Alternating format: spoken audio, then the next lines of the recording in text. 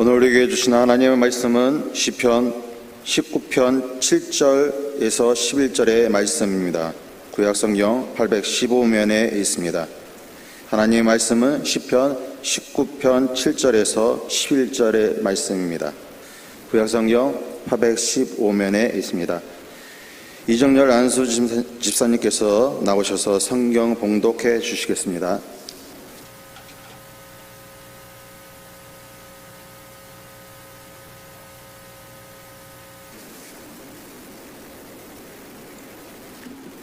여호와의 율법은 완전하여 영혼을 소성시키며 여호와의 증거는 확실하여 우둔한 자를 지혜롭게 하며 여호와의 교훈은 정직하여 마음을 기쁘게 하고 여호와의 계명은 순결하여 눈을 밝게 하시도다. 여호와를 경외하는 도는 정결하여 영원까지 이르고 여호와의 법도 진실하여 다 의로우니 금 곧 많은 순금보다 더 사모할 것이며 꿀과 송이꿀보다 더 달도다. 또 주의 종이 이것으로 경고를 받고 이것을 지킴으로 상이 크나이다. 아멘. 기도하겠습니다. 인간의 생사복을 주장하신 전능하신 아버지 하나님, 나름대로 열심히 살고 최선을 다하지만 우리의 삶은 언제나 팍팍하고 길이 열려지지 않고 불안하고 환경은 절망 가운데 있을 수밖에 없습니다. 우리한테도 우리 위해서 아낌없이 아들 예수를 주신 하나님 바라보며 살게 하심을 감사합니다. 온 가족 슬기도 주 앞에 나와서 예배하게 하셨사온즉 우리 홀로 두지 마시고 보사 성령께 친히 오셔서 한 분 한 분 감화 감동하시고 들을 길 열어주셔서 말씀 가운데 깨닫게 하시고 순종하는 가운데 주의 놀라운 능력과 기적을 체험하는 우리 성도들이 되게 하여 주시옵소서. 부족한 종을 세우시고 주의 말씀을 전토록 하셨사온즉 인간의 허물은 주의 불로 가리시고 보사 성령께 친히 오셔서 기름 부어주시고 주의 말씀만을 올바로 대언할 수 있게끔 역사하시고 주님 홀로 영광을 받아 주시옵소서. 우리 주 예수 그리스도 이름으로 감사하며 기도옵나이다. 아멘. 사람들은 길을 찾습니다. 어디로 가야지 잘 될 수 있을까 길을 찾습니다. 그래서 많은 사람들이 점쟁이를 찾아가고 또 사람을 찾아갑니다. 그런데 여러분, 점쟁이가 길을 안다고 한다면 자기가 재벌이 되고 제일 높은 자리에 있어야 되지 않습니까? 점쟁이가 길을 아는 건 아닙니다. 우리가 이제 해외여행을 가다 보면 한 번도 가본 적이 없지만은 그 길을 잘 알고 있는 이제 안내위원들이 나오면 어디 식당이 맛있는지 어디가 좋은지 다 이렇게 인도하게 됩니다. 마찬가지로 우리 삶 가운데도 하나님께서 우리의 인도자가 되어주시고 갈 길 인도할 때 똑같은 인생이지만 편리하게 살게 되고요, 평안하게 살게 되고 복을 받게 된다고 하는 겁니다. 자, 우리가 복받는 길이 어디 있습니까? 오늘 성경에 보게 되면 인간의 생사복을 주장하시고 천지만물을 창조하신 말씀 안에 우리가 갈 때 복을 받을 수 있다, 그렇게 말했습니다. 기독교는 말씀의 종교라고 합니다. 왜 그렇습니까? 하나님께서 천지를 만드실 때에 말씀으로 창조하셨어요. 또 성경은 하나님의 말씀을 기록한 책입니다. 그래서 우리가 하나님의 말씀을 잘 듣고 깨닫고 행하게 될 때에 우리 삶 가운데 역사하신 하나님의 은혜가 임하게 되고 복이 임하게 된 겁니다. 그래서 하나님을 믿는 나라, 말씀 안에 가는 나라, 또 개인, 사업자 다 잘 되게 됐어요. 독일의 신 괴테는 독일이 위대한 나라가 된 것은 마르틴 루터가 1517년 종교개혁을 하면서 전 독일인들에게 독일어 성경을 번역해서 배우게 했기 때문이다. 그래서 독일이 최고의 민족이 되었다, 그렇게 말합니다. 여러분, 독일은 유럽 문화의 전체 중심에 서 있습니다. 학문도 최고의 자리에 있게 되고요, 또한 신학도 그러고 의학도 그러고 철학도 그러고 모든 고등 학문을 어디에서 나오냐 하면은 바로 독일에서 배우게 됩니다. 그래서 유학을 가게 될 때 학문하면 독일로 유학 가지 않습니까? 왜 독일이 위대한 나라가 되었습니까? 종교계에 가게 될 때 마틴 루터가 성경을 이렇게 독일어로 번역을 했어요. 그 당시에 라틴어로 있어가지고 알지 못하기 때문에 다 문맹과 같았는데 마틴 루터가 성경을 독일어로 번역해서 그들의 말씀을 읽고 깨닫고 행함으로 말미암아 복을 받게 된 거예요. 프랑스의 신 빅토르 유고는 영국이 세계적인 나라가 된 것은 하나님의 말씀에 있다, 그렇게 말했습니다. 오늘날 제일 좋은 나라 하면 어딘지 아세요? 스위스입니다. 저도 예전에 이제 스위스를 한번 가본 적이 있는데, 스위스는 정말 살기 좋은 나라입니다. 지하촌이 많은 것도 아닙니다. 그런데도 불구하고 제일 살기 좋고요, 경제도 아주 좋게 된 이유는 뭐냐면 깔뱅이라고 하는 종교개혁자가 이 스위스에서 종교개혁을 하게 되었어요. 그러니까 거기 가보면 대법원에 거기 글자가 떠 있는데 뭐라고 써 있냐면은 하나님의 말씀대로 살아야 된다, 그렇게 되어 있어요. 국민들은 하나님의 말씀대로 살아야 된다. 스위스는 지하자원도 별로 없습니다. 나라도 크지 않습니다. 중립국에 불과한데도 불구하고 세계에서 가장 살기 좋은 나라, 아름다운 나라라고 하는 거예요.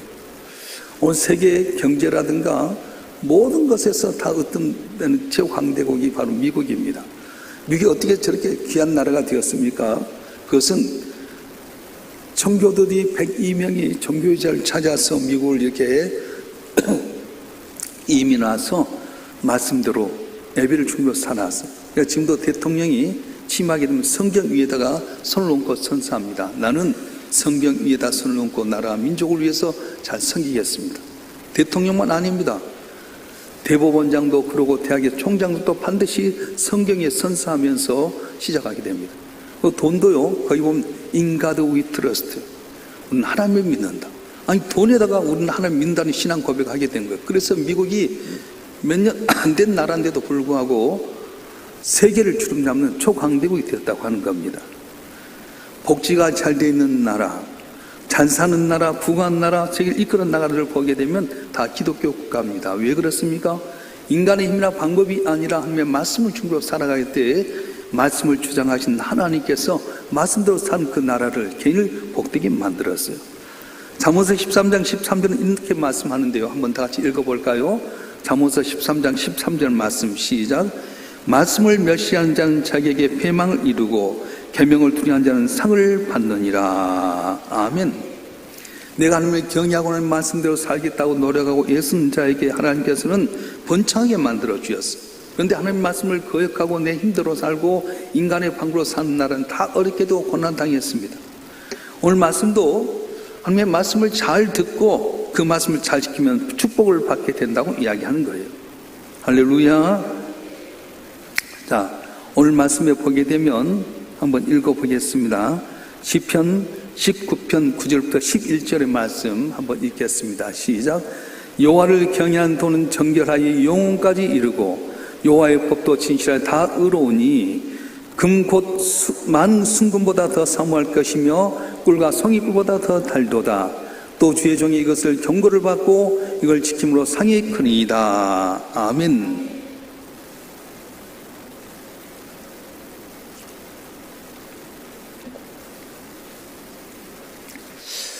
모든 재물과 경제의 근본이 뭐니? 금입니다. 그래서 화폐격이 일어나고 경제가 불안하게 될 때도 이렇게 금을 보유하고 있는 나라는 경제의 중심이 되게 됩니다. 은행에서도 많은 금을 확보해야만이 흔들리지 않습니다. 그러나 금보다 더 귀한 걸 뭐냐면 성경은 하면 말씀이다, 그렇게 말합니다. 아직도 말씀보다도 더 금을 귀하게 생각한 사람이 있다면 신앙과 믿음을 기다리지 못한 사람을 할 수 있어요. 금보다 더 귀한 것이 바로 말씀이다 말하게 되고요. 여러분, 세상에 제일 맛있는 음식이 뭔지 아세요? 꿀이라고 합니다. 꿀이 제일 맛이 있는데, 근데 하나님의 말씀을 꿀보다 더 달게 여기는 나라, 하나님의 말씀을 꿀보다 더 귀하게 여긴 나라가 복이 있게 된다는 겁니다. 그래서 하나님은 금보다도 하나님의 말씀을 귀하게 여기고 꿀보다도 하나님의 말씀을 귀하게 여긴 나라를 복되게 하셨어요. 그래서 우리가 하나님의 말씀대로 잘 듣고 순종하게 돼 놀라운 역사가 일어나게 되는데, 그러면 하나님의 말씀은 어떤 능력이 있는 겁니까? 말씀에 능력이 있게 되는데 하나님의 말씀은 어떤 능력이 있습니까? 먼저는 영혼을 소성시킨다고 하는 거예요. 읽어보겠습니다. 시편 19편 7절 말씀 한번 읽겠습니다. 시작. 여호와의 율법은 완전한 영혼을 소성시키며, 아멘. 여기까지만. 다시 한번 시작. 여호와의 율법은 완전한 영혼을 소성시키며. 세상에 완전한 사람이 어디 있겠습니까? 다 부족하고 흠이 있습니다. 미약합니다. 그런데 하나님께서는 우리가 부족하지만 말씀을 듣고 지키고 살아가는 사람들에게는 완전하게 하고 영을 소성케 한다고 말씀하셨어요. 우리가 때로는 연약할 때가 있습니다. 부족할 때가 있고 미약할 때가 있습니다. 쇠약할 때가 있습니다. 병들 때도 있습니다. 그런데 그때 하나님의 말씀을 붙들고 살아가게 되면 소성케 되는 역사, 치료하는 역사, 또한 특별히 번창하는 역사가 있게 된다는 거예요. 그래서 소성케 한다는 말은 무슨 말이냐면 새롭게 한다는 그런 의미가 있습니다. 자, 하나님은 우리가 말씀을 붙들고 살아가면 새롭게 만들어주는 거예요. 하나님의 말씀대로 사는 사람과 말씀 없이 사는 사람은 똑같은 것 같지만 전혀 다르게 됩니다. 하나님의 말씀대로 사는 사람에게는 안에가 의가 있고요, 삶의 의욕이 있게 되고요, 삶의 소명에 대한 분명한 목적이 있습니다. 그런데 하나님 말씀이 없는 사람은 자기의 생각과 자기의 뜻대로 살다 보니까 세상 것 살다 보면 흔들려 갈 때가 같다는 거예요. 그래서 성취보다 더 중요한 것은 뭐냐면 성품이라고 하는 거고요, 성공보다 더 중요한 것은 성실함입니다. 여러분, 오늘 많은 사람들이 성취하기를 원합니다. 그런데 성취보다 더 중요한 것은 성품이라고 하는 거예요. 사람도 보면요, 성품이 어떠냐에 따라서 복을 받게 되는데 하나님은 우리 인생에 성품이 좋은 사람은 복을 주셔요. 근데 성품이 완악하고 자기 뜻대로 사는 사람은 연단을 시킵니다. 야곱을 한번 보십시다. 야곱은 자기 인생을 돌이켜보면서 바로에게 이런 말을 합니다. 내가 험악한 인생을 살았습니다. 왜 야곱이 험악한 인생을 살게 된 겁니까? 나름대로는 머리 쓰고 남을 사기치고 속이고 그래서 모든 수단 방법 가리지 않고 많은 것을 성취했고 소유했지만은 부자 되고 성공도 했지만은 야곱은 누구보다도 험악한 세월을 살게 됐다고 하는 거예요. 그런데 이런 야곱이 험악한 세월을 살게 된 이유가 뭐냐면 바로 자기 성품이 있었습니다. 아버지를 속이고 형을 속이고 수단 방법 가리지 않고 자기 생각대로 방법대로 살아가는 이 야곱. 그래서 하나님은 연단시키는 거예요. 자, 물론 하나님께서는 모든 사람들에게 다 고통과 시련을 주시지는 않습니다. 하나님의 의대로 살기 위해서 연단해서 고통을 줄 때도 있지만, 그런데 뭡니까? 연단이라고 하는 것은 뾰족하고 울퉁불퉁한 것을 다듬고 갈고 올바로 쓰게 된 거예요. 여러분, 쇳덩어리도요, 막 뾰족뾰족하고 고철로 남아있는 것을 갖다가 어디냐면 용광로다 집어여가지고 팔팔 끓인 데다가 이어서 내가지고 두들고 다듬어서 좋은 연장이 되게 하고 쓸모있게 하는 것처럼 하나님께서 내 모난 성품을 가지고 연단한 거예요. 그래서 연단해서 다듬을 것 닮게 하시고 올바르게 만들어가고 그렇게 해서 쓰임받게 하신 겁니다. 야곱이 훌륭한 장점이 많이 있었습니다. 그에게는 열심이 있었습니다. 영적인 것에 사모함이 있었고요, 또한 부지런했습니다. 끈기가 있었습니다. 그러나 좋은 기질에 비해서 그에게는 인본주의, 강교함, 잔꾀, 탐욕, 자신의 성취를 위해서 도둑질도 하고 거짓말도 하는 서슴지 않은 그런 성품들이 있었어요. 그래서 하나님께서는 야곱을 많은 연단 가운데 거하게 만드셨던 겁니다. 하나님께 우리를 더욱더 귀하게 쓰시지 않는 이유가 무엇입니까? 들어가면 성품 때문에 그래요. 네모난 성격 때문에 쓰시지 않는 거예요. 못 배워서가 아닙니다. 환경이 나빠서가 아닙니다. 아직도 내 마음속에 내가 나를 주장하는 어떤 성격의 모남이라든가 성품의 문제라든가 이런 것 때문에 하나님께서는 안 쓰실 때가 많다는 거예요. 그래서 하나님께서는 반드시 물맷돌같이 매끌매끌하게 되고요, 호박같이 둥글둥글한 사람을 기뻐하시고 쓰신 걸 보게 되는데, 이 싫어하는 성품 몇 가지가 있습니다. 그리고 보면 교만이라든가 고집이라든가 혈기라든가 부정적인 사고나 언어라든가 또는 탐욕, 좁은 마음들이 있습니다. 이것들을 갖고 있으면 하나님께 나를 쓰시지 않는다는 거예요. 이것들을 일컬어서 죄성, 악성, 독성의 쓴뿌리라고 말하게 됩니다. 자, 그렇지만 여러분 한 분 한 분이 죄의 성품 가운데 있다 할지라도 너무 낭치지 마십시오. 시간이 걸려서 좀 걸리지 하나님께서는 연단하고 다듬을 때가 많아요. 모세도 보게 되면요, 얼마나 혈기가 많습니까? 애굽의 바로 왕의 궁에 살면서 자기 민족을 어렵게 하는 애굽 사람 한 번 쳤더니 죽어버리냐, 혈기가 있었습니다. 성격이 부하겠습니다. 근데 하나님께 그때는 쓰지 않았어요.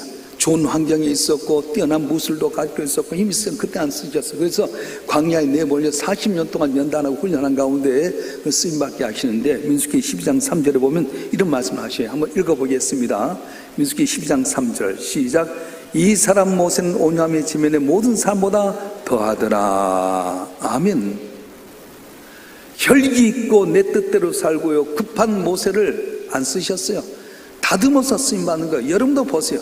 열심히 신앙생활을 한 것 같은데 길이 안 열려진 이유가 어디 있습니까? 내 성품이 아직도 급하고 내 성품 가운데 혈기가 있게 되고요. 내 마음속에 시기하고 분냄이 있을 때 안 쓴다는 거예요. 그래서 제일 중요한 것은 내 성품을 빨리 버리고 고치는 거예요. 이삭을 보면 이삭의 인생이 제일 평탄했습니다. 왜 이삭이 이렇게 복을 받습니까? 이삭은 큰 고난이 없었어요.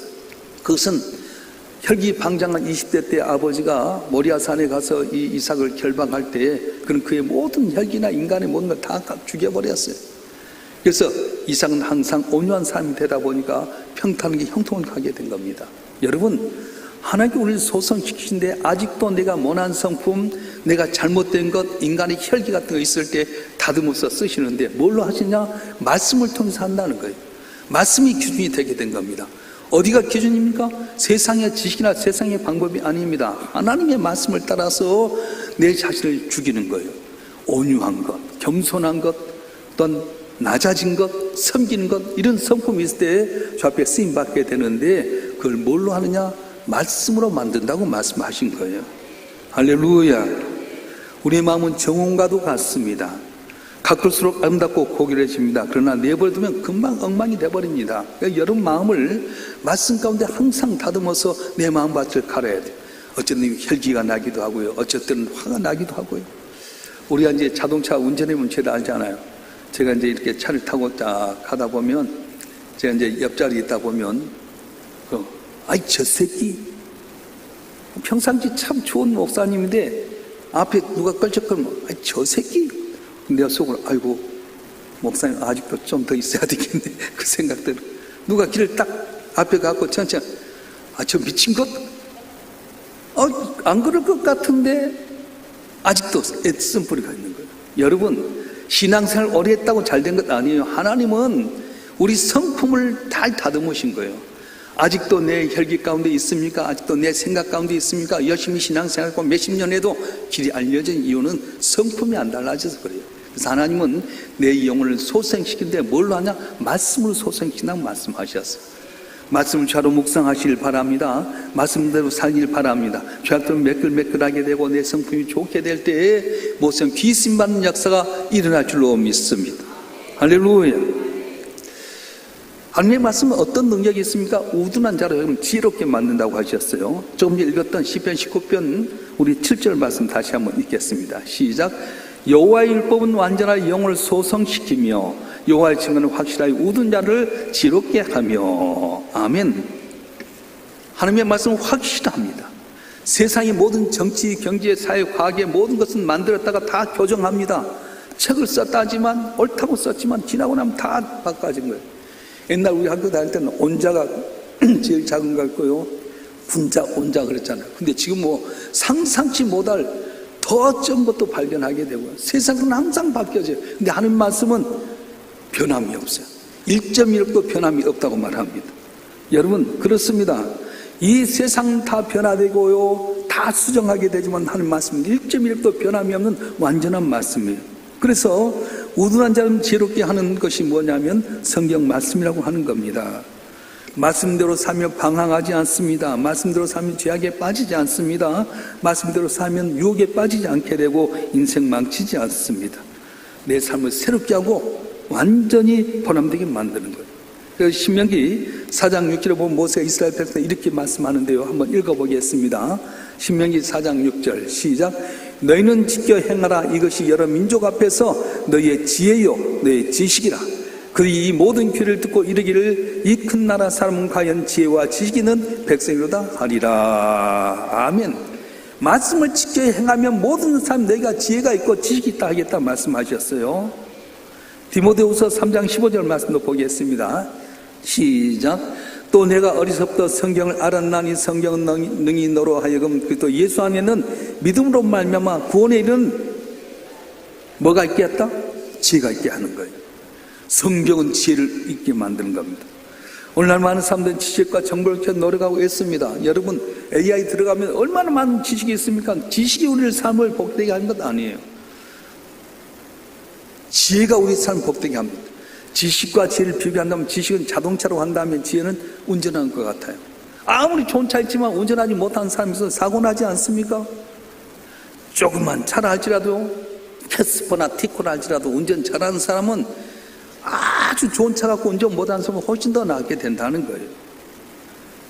여러분, 오늘날 지탄받는 사람들이 지식이 없어서가 아닙니다. 그 지식을 갖고 지혜롭지 못하기 때문에 세상을 어렵게 만들고 힘들게 만드는 거예요. 국회의원 간 사람들을 봐보세요. 다 국회의원 나간 사람들을 보게 되면 그분들은 주로 법을 전공한 사람들 많잖아요. 석학들이 많이 있잖아요. 근데 그분들이 나라를 망쳐버린 거예요. 지식은 있는데 지혜롭지 못하니까 나를 어렵게 만들지 않습니까? 그런데 지혜는 어디에 있는 겁니까? 하나님의 말씀인 성경에 있게 된다고 말씀하는 거예요. 하나님의 말씀에 지혜가 있습니다. 어떻게 하면 내 인생을 아름답고 복되게 하는 겁니까? 말씀을 좌로 묵상하고 말씀 가운데 거할 때에 은혜가 있을 줄로 믿습니다. 세계적 컴퓨터 회사인 IBM을 창설했던 토마스 왓슨은 성경 읽다가 히브리서 3장 15절 말씀 가운데 예수를 깊이 생각하라 이 말씀 가운데 영감을 얻습니다. 그래서 어떤 회사를 만들 것인가, 어떤 제품을 만들 것인가, 판매량 어떻게 하면 좋을 것인가 생각했어요. 회사의 사원도 생각하라 그렇게 되어 있습니다. 생각해야 됩니다. 깊이 생각하면 지혜를 얻습니다. 하나님의 말씀을 읽을 때 감동을 얻게 되고요. 하나님의 말씀을 읽을 때 영감을 받게 되고 번창하게 되는 거예요. 오늘날 수많은 사람들이 하나님의 말씀을 저버렸기 때문에 어둠과 흑암에서 절망 속에 살고 있게 된 겁니다.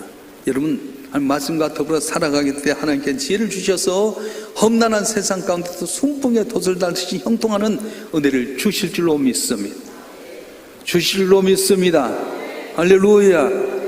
우리 중고등부 애들이 수련회 하면서 와서 열심히 졸더라도 한쪽 귀로 듣고 있다가 다음에 성경 말씀 통해서 지혜를 얻었으면 좋겠어요. 자, 하나님의 말씀은 우리를 소성케 만들고 우리를 하여금 우둔한 자를 지롭게 만드는데 또 하나님의 능력이 있는 것이 뭐냐면 말씀은 영의 눈이 열리게 하고 마음을 기쁘게 한다고 하는 겁니다. 오늘 시편 19편 8절 말씀 한번 읽어볼까요? 시작. 여호와의 교는 정직하여 마음을 기쁘게 하고 여호와께 하며 순결하여 눈을 밝게 하시도다. 아멘. 말씀을 읽으면은 영의 눈이 열려지게 돼요. 특별히 마음을 기쁘게 한다고 하는 겁니다. 왜 그러냐면 말씀의 기준이 우리랑 정직하게 살잖아요. 죄를 지은 사람은 항상 불안합니다. 안절부절합니다. 근데 죄가 없는 사람은 평안하잖아요. 하나님의 말씀을 정직하게 한다는 말은 무슨 말씀이냐면 눈동자처럼 하나님 나를 지키고 지켜보고 계신다. 언제 어디서 나를 보고 계시기 때문에 내가 함부로 행동하지 못한다. 그래서 정직하게 사는 거예요. 하나님 말씀 없는 사람은 어떻습니까? 남이 본 데만 열심히 살고 잘 사는 것 같지만은 안 보는 데서 못된 나쁜 다고 그러잖아요. 그래서 하나님의 말씀대로 사는 사람은 항상 마음이 기뻐요. 아, 하나님 내 곁에 계시구나. 나의 등대에서 나를 도우시구나. 내가 지금 힘들지라도 하나님께 나와 동행하신다는 사실을 믿게 될 때에 마음이 기쁘지 않겠습니까? 애들도 엄마가 있으면 항상 기뻐하는 것처럼 말씀 속에서 우리가 한 말씀은 항상 내가 세상 끝날까지 너와 함께 하겠다고 말씀하셨어요. 어둠이 있을지라도 고난이 있을지라도 내가 너와 함께 하겠다는 한 말씀이 있기 때문에 우리는 그 말씀 속에서 기쁨을 얻게 되는 겁니다. 특별히 말씀을 읽게 되면 마음이 순결해서 눈이 열리게 되는 거예요. 여러분, 캄캄한 곳에 있다가 문 열고 밖에 나가면 얼마나 혼해요? 어둠 속에 있다가 밖을 나오면 말씀 속에서 눈이 띄면 얼마나 좋습니까? 제가 잘 아는 목사님 눈이 굉장히 나빠요. 안경을 안 쓰면 음식이 뭔지도 몰라. 근데 안경을 벗어버리면 음식도 구분 못하고 꼭 이렇게 가깝게 봐요. 근데 안경을 쓰면 그래도 좀 보인다는 거예요. 마찬가지예요. 내 비록 영적인 눈이 가려졌어도 성경 말씀을 통해 깊어 보게 되면 영의 눈이 뜨이게 되고요. 알게 되는 그 역사가 있어요. 영이 눈이 띈다고 하는 말은 뭐냐면 하늘의 비밀을 안다는 겁니다. 제가 잘 아는 장로님 계신데 이분 현대판 요셉이에요. 언제나 하늘마다 다 자는 거 있잖아요. 하기만 하면 그곳에는 땅값이 올라가기도 하고요. 하기만 하면 그 회사 쪽을 해서 길이 열려지게 되고요. 하는 것보다 다 잘 되는 거예요. 현대판 요셉이에요. 그래서 제가 물었어요. 장로님, 어떻게 해서 그렇게 지혜롭게 잘합니까? 그랬더니 목사님, 성경을 많이 읽으십시오. 저는 틈만 나면 성경을 읽습니다. 성경을 읽으면 하나님께서 내게 영이 띄어져서 뭘 해야 될지 알게 하십니다. 야, 목사보다 훨씬 더 낫다 생각이 들었어요. 말씀을 읽어야 하는 이유가 뭡니까? 말씀을 읽으면 하나님께 영이 띄어져서 비밀을 맡겨주는 거예요. 지식이 많은 것은 세상의 지식뿐이지 말씀을 읽게 되면 하나님의 비밀을 알게 됩니다. 아무개나 비밀을 알려주지 않지 않습니까? 여러분, 여러분 한 분 한 분이 주의 말씀을 가까이 하게 될 때 내 영혼이 소성케 되고 성품이 바꿔진 역사가 있게 될 줄 믿습니다. 우리가 말씀을 잘 읽게 될 때 우는 자가 지혜로운 삶을 얻게 될 줄로 믿습니다. 특별히 영인이 띄어져서 사는 비밀을 알게 되는 거예요. 눈앞에 보이는 것만 바라보면 안 됩니다. 오늘 날씨가 좋다고 오늘 세차했다가 내일 비가 오면 속상하잖아요. 돈도 어렵고요. 오늘 날씨 좋다고 해서 나가서 바다 낚시하다가 내일 태풍 보면 어렵잖아요. 우리는 항상 일기예보를 드려야 돼요. 일기예보에서 내일 비가 온다 하면 오늘 아무리 날씨가 좋아도 세차하면 안 되지 않습니까? 오늘 아무리 날씨가 좋아서 낚시질 하고 싶어도 태풍이 온다 한다면 그 말 듣고 안 해야 될 때 고집 부리면 자기만 망하게 되는 거예요.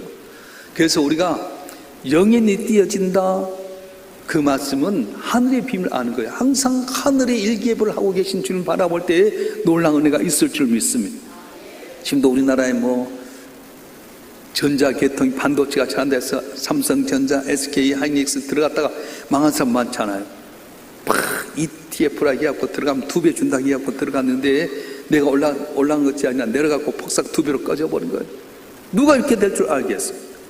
내일 전혀 모르잖아요. 우리는 항상 하나님 말씀을 주하러 묵상하는데 하나님의 비밀을 알게 되면 애야 그것 아니다, 지금 좋은 것 같지만 망한다, 알면 피해갈 수 있지 않습니까? 고집 부리고 자기 길 가면 망할 수밖에 없어요.